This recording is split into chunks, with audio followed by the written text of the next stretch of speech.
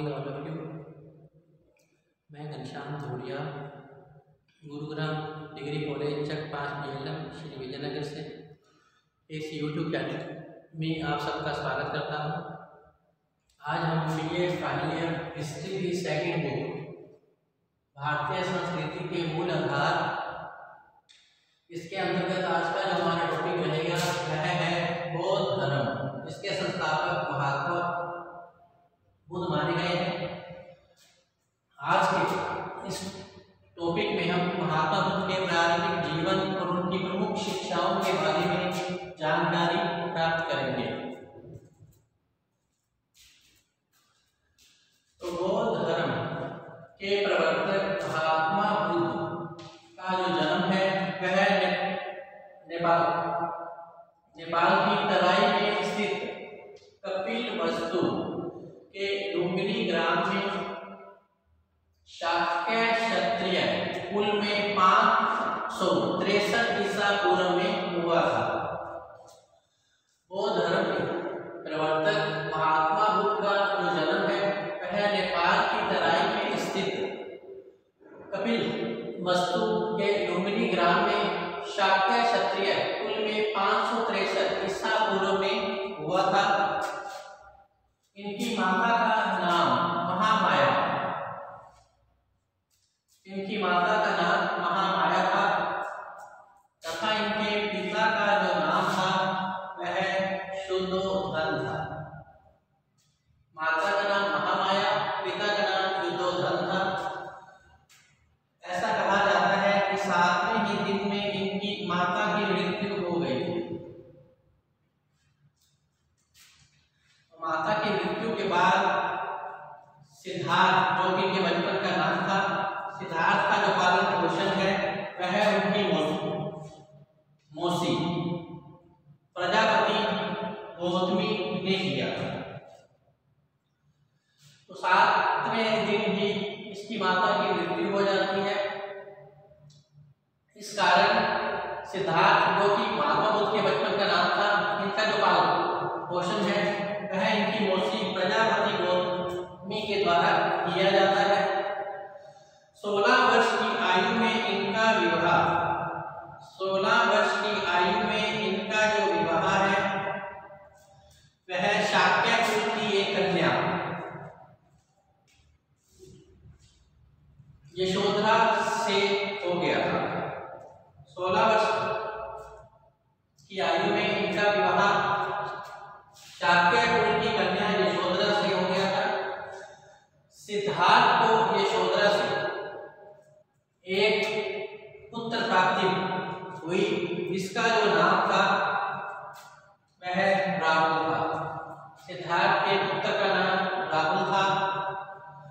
सांसारिक समस्याओं से व्यथित होकर सिद्धार्थ ने 29 वर्ष की आयु में घर त्याग दिया था।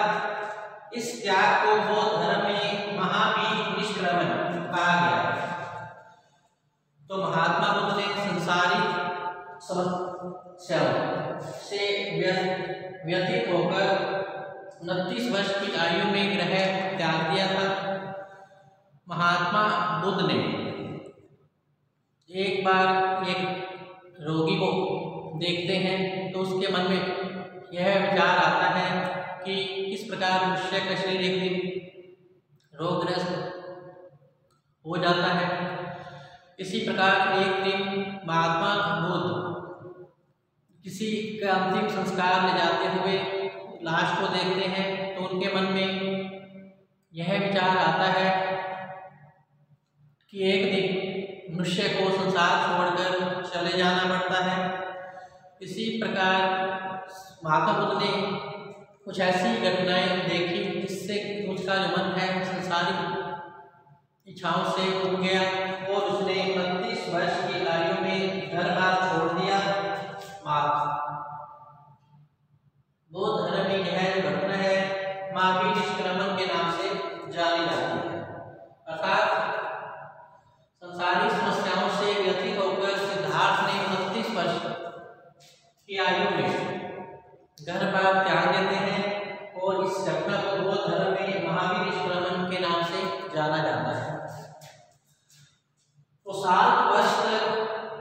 सिद्धार्थ ज्ञान की खोज में भटकते रहे।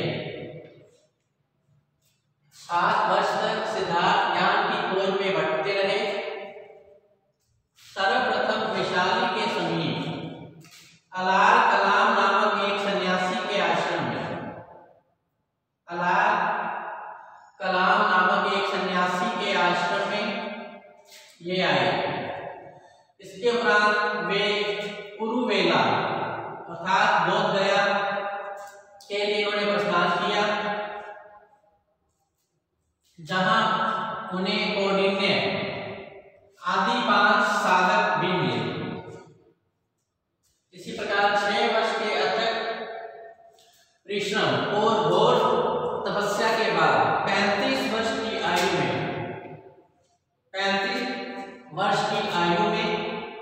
इन्हें विशाख पूर्णिमा को एक रात पीपल वट वृक्ष के नीचे निरंजना तथा पुन नदी के तट पर सिद्धार्थ को कैवल्य अर्थात ज्ञान की प्राप्ति हो गई। इस प्रकार 6 वर्ष के अथक परिश्रम और घोर तपस्या के बाद 35 वर्ष की आयु में विशाख पूर्णिमा को एक रात पीपल वट वृक्ष के नीचे निरंजना तुमकुन नदी के तट पर सिद्धार्थ को ज्ञान की अर्थात कैवल्य की प्राप्ति हो गई। ज्ञान की प्राप्ति के बाद ये गौतम बुद्ध कहलाए। ज्ञान की प्राप्ति के बाद सिद्धार्थ गौतम बुद्ध के नाम से प्रसिद्ध हुए। 483 ईसा पूर्व 80 वर्ष की आयु में कुशीनारा में इनकी मृत्यु हो जाती है।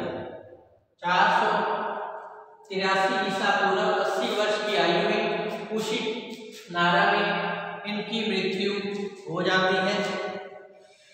इस प्रकार महात्मा बुद्ध का जो प्रारंभिक जीवन था, जिसकी जानकारी आपको प्रदान की जा चुकी है। बुद्ध ने अपने जीवन का सर्वाधिक जो उपदेश है वह कौशल देश की राजधानी श्रीवास्ती में दिए। महात्मा बुद्ध ने जीवन के सर्वाधिक उपदेश कौशल देश की राजधानी श्रीवास्ती में दिए थे। इन्होंने मगध को अपना प्रचार केंद्र बनाया था। इसी प्रकार बुद्ध के प्रसिद्ध अनुयायी शासकों में बिंबिसार, प्रसेनजीत तथा उदयन रहे थे। बुद्ध के प्रधान शिष्य उपाली व आनंद थे। सारनाथ में ही बौद्ध संघ की स्थापना की गई थी। सारनाथ में बौद्ध संघ की स्थापना की गई थी। महात्मा बुद्ध अपने जीवन के अंतिम पड़ाव में हिरण्यवती नदी के तट पर स्थित कुशीनारा पहुंचे थे, जहां पर 483 ईसा पूर्व में 80 वर्ष की आयु में इनकी मृत्यु हो गई थी। इसे बौद्ध परंपरा में महापरिनिर्वाण के नाम से भी जाना जाता है। मृत्यु से पूर्व कुशीनारा के परिवाजरक सुबच को उन्होंने अपना अंतिम उपदेश दिया था। मृत्यु से पूर्व कुशीनारा के परिव्राजक सुभच को उन्होंने अपना अंतिम उपदेश दिया था। महानिर्वाण के बाद बुद्ध के अवशेषों को 8 भागों में विभाजित कर दिया गया था। तो इस प्रकार आइए हम चलते हैं बौद्ध धर्म की प्रमुख शिक्षाएं, सिद्धांत या व्यवहार क्या रहे थे। बौद्ध धर्म की प्रमुख शिक्षाएं, सिद्धांत या व्यवहार क्या रहे थे। नंबर 1 है 4 आर्य सत्य। नंबर 1 4 आर्य सत्य। नंबर 2 पर है अष्टांगिक मार्ग।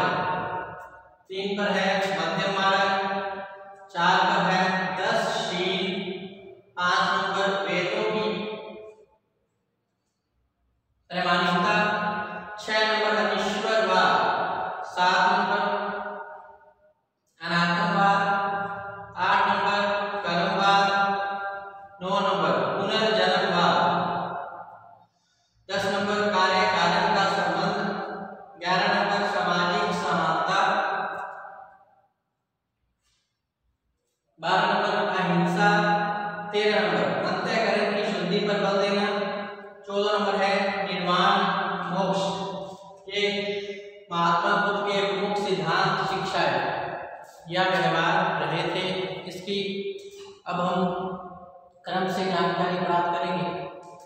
नंबर 1 है 4 आर्य सत्य। तो महात्मा बुद्ध के अनुसार 4 आर्य सत्य रहे थे।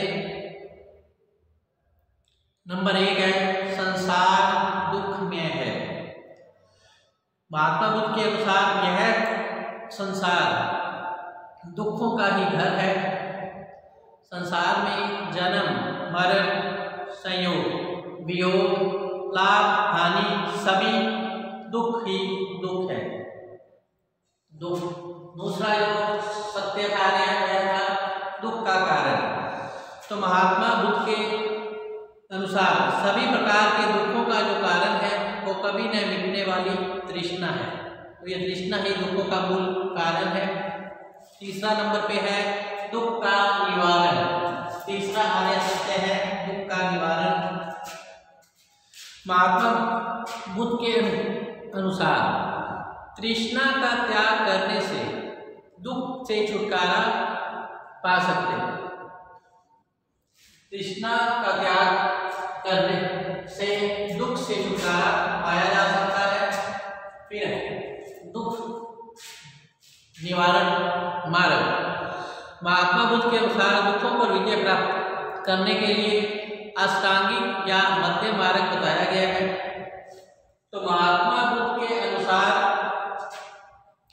तृष्णा या इच्छा ही सभी दुखों का मूल कारण रहा है। ये तृष्णा जो है वह आत्मा को जन्म मरण के बंधनों से जकड़े रहती है। अतः निर्वाण प्राप्ति के लिए तृष्णा का मिटा देना ही आवश्यक है। इसके लिए मनुष्य को अष्टांगिक मार्ग और मध्यम मार्ग का अनुसरण करना चाहिए। अष्टांगिक मार्ग आठ है। नंबर 1 सम्यक दृष्टि। नंबर 2 सम्यक संकल्प। नंबर 3 सम्यक क्रमांक।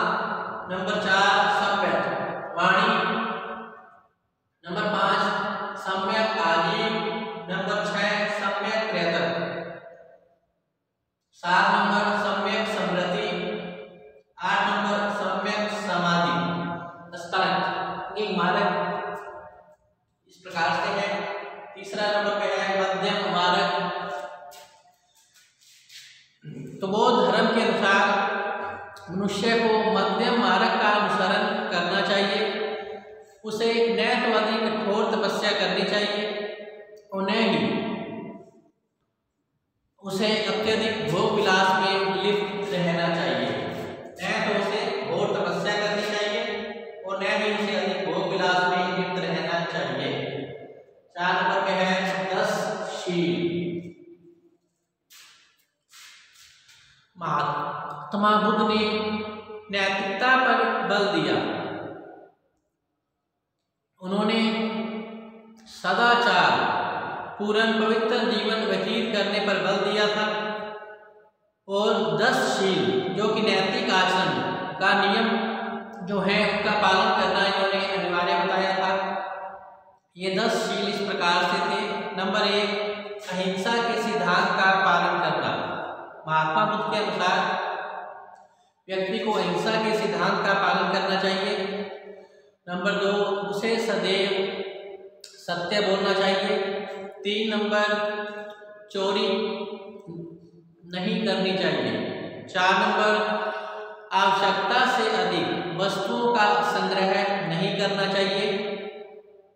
5 नंबर भोग विलास से सदैव दूर रहना चाहिए। 6 नंबर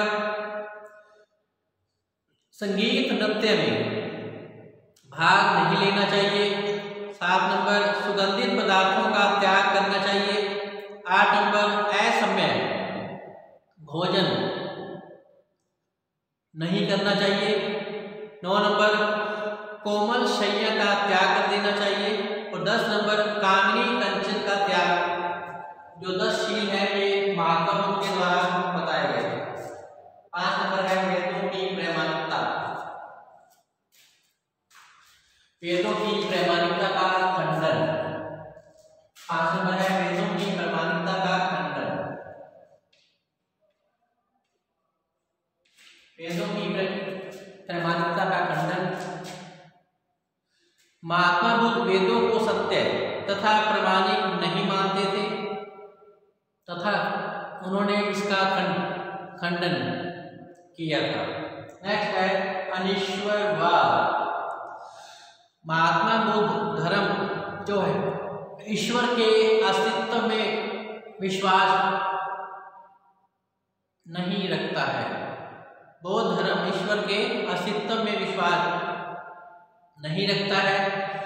बौद्ध धर्म के अनुसार ईश्वर सृष्टि के रचयिता नहीं है, अतः बौद्ध धर्म को अनिश्वरवादी माना गया है। नेक्स्ट है अनात्मवाद। अनिश्वर के बाद अनात्मवाद। बौद्ध धर्म आत्मा में विश्वास नहीं रखता। इस धर्म के अनुसार शरीर के साथ ही आत्मा नष्ट हो जाती है, अर्थात अनात्मवाद बौद्ध धर्म का सिद्धांत रहा है। नेक्स्ट है कर्मवाद। 8 नंबर है कर्मवाद। महात्मा बुद्ध कर्मवाद को महत्व देते थे। उनका मानना था कि मनुष्य जैसा कर्म करता है उसे वैसा ही फल भोगना पड़ता है। कर्मों का फल लेने के लिए बार बार जन्म लेना पड़ता है, इसलिए सत्कर्म करने चाहिए और जन्म मरण बंधन से छुटकारा पाना चाहिए। नेक्स्ट है पुनर्जन्मवाद। पुनर्जन्मवाद। महात्मा बुद्ध का पुनर्जन्म में विश्वास था। उनकी मान्यता थी कि कर्मों के अनुसार मनुष्य को अच्छा या बुरा जन्म मिलता है। जब मनुष्य की तृष्णा नष्ट हो जाती है तो उसका अहंकार भी नष्ट हो जाता है, तो ऐसी स्थिति में पुनर्जन्म के बंधन से मुक्ति मिल जाती है। तो इस प्रकार महात्मा बुद्ध धर्म जो है वो पुनर्जन्म में विश्वास रखता है और मनुष्य जो है अच्छे बुरे कर्मों के अनुसार उसे बार बार जन्म लेना पड़ता है। तो इसके लिए आवश्यक है कि मनुष्य को अपनी तृष्णाओं का त्याग करना चाहिए, अहंकार को छोड़ देना चाहिए, तभी जो मनुष्य है पुनर्जन्म में मुक्त हो सकता है। नेक्स्ट है कार्यकारण संबंध। कार्यकारण का संबंध। महात्मा बुद्ध के अनुसार संसार में सभी घटनाओं के पीछे कोई न कोई कारण अवश्य होता है और इसी श्रृंखला से संसार चलता है। महात्मा बुद्ध का कहना है कि प्रत्येक घटना या परिस्थिति अनेक कारणों का परिणाम होती है, जिसे समझना चाहिए और उसे मुक्ति पाने का प्रयास करना चाहिए। तो इस प्रकार महात्मा बुद्ध के अनुसार संसार में सभी घटनाओं के पीछे कोई न कोई कारण अवश्य रहता है और इसी श्रृंखला से संसार चलता है। महात्मा बुद्ध का कहना है कि प्रत्येक घटना या परिस्थितियों के कारणों को पहले समझना चाहिए और फिर उससे मुक्ति पाने का उपाय करना चाहिए। नेक्स्ट है सामाजिक समानता। सामाजिक समानता। महात्मा बुद्ध ने जाति प्रथा, ऊंच नीच की भावना का विरोध किया था और इन्होंने सामाजिक समानता पर बल दिया। महात्मा बुद्ध का कहना था कि सभी जातियों के लोग एक समान हैं, न कोई बड़ा है न कोई छोटा। उनके अनुसार सभी जातियों के लोग अच्छे कर्म करते हुए निर्वाण की प्राप्ति कर सकते हैं। इस प्रकार महात्मा बुद्ध ने सामाजिक समानता पर बल देते हुए समाज के सभी वर्ग के लोगों को एक समान माना और उनके अनुसार सभी जातियों के लोग अच्छे कर्म करते हुए निर्वाण की प्राप्ति कर सकते हैं। नेक्स्ट है अहिंसा। अहिंसा बौद्ध धर्म का मूल मंत्र माना गया है।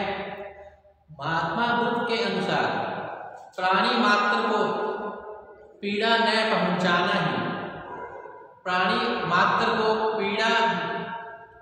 पहुंचाना ही अच्छा माना जाता है और प्राणी मात्र को पीड़ा पहुंचाना पाप समझा गया है। उन्होंने प्राणी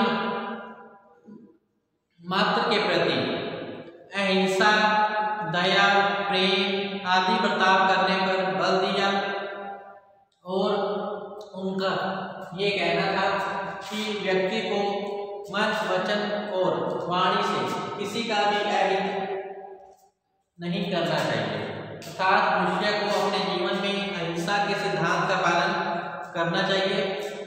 मन, वचन और वाणी से किसी का भी अहित नहीं होना चाहिए। तो इस प्रकार नेक्स्ट है अंतःकरण की शुद्धि पर बल। अंतःकरण की शुद्धि पर बल।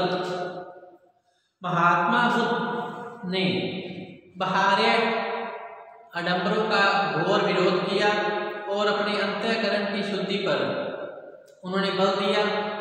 इनका कहना था कि मनुष्य को निर्वाण प्राप्ति के लिए अपनी अंतःकरण की शुद्धि पर बल देना चाहिए और मोह माया में नहीं पड़ना चाहिए और इस मोह माया का व्यक्ति को त्याग कर देना चाहिए और अपना मन और आचरण सदैव शुद्ध रखना चाहिए। अंतिम है निर्वाण। अंतिम उपदेश शिक्षाएं जो इनकी मानी गई है वह है निर्वाण अर्थात मोक्ष। महात्मा बुद्ध का जो अंतिम लक्ष्य है वह निर्वाण मोक्ष प्राप्त करना है। निर्वाण प्राप्ति से जो मनुष्य है वह जन्म मरण के बंधन से मुक्त हो जाता है और उसे कैवल्य की प्राप्ति हो जाती है। इस प्रकार बौद्ध धर्म की शिक्षाएं निम्नलिखित थी। 4 आर्य सत्य अर्थात संसार दुख में है, दुख का जो कारण है तृष्णा मानी गई है और दुख का जो निवारण है तृष्णा का त्याग माना गया है और दुख निवारण का जो मार्ग है वह अष्टांगिक मार्ग है। दुख निवारण का जो मार्ग है अष्टांगिक मार्ग माना गया है और मध्य मार्ग माना गया है। इसी प्रकार 10 शील, वेदों की प्रमाणिकता का खंडन, अनिश्वरवाद, अनात्मवाद, कर्मवाद, पुनर्जन्मवाद, कार्य कारण का संबंध, सामाजिक समानता, अहिंसा जो बौद्ध धर्म का मूल मंत्र है, अंतःकरण की शुद्धि पर बल और निर्वाण प्राप्ति जो कि बौद्ध धर्म का अंतिम लक्ष्य माना गया है। तो इस प्रकार आज के इस टॉपिक में बौद्ध धर्म का बारे में जानकारी प्रदान की गई है। इसके अंतर्गत महात्मा बुद्ध का प्रारंभिक जीवन और महात्मा बुद्ध की प्रमुख शिक्षाओं के बारे में आज जानकारी प्राप्त की। कल हम जैन धर्म के प्रमुख शिक्षाएं और व्यवहार के बारे में जानकारी प्राप्त करेंगे। तब तक आप घर पर रहें, सुरक्षित रहें, पढ़ते रहें।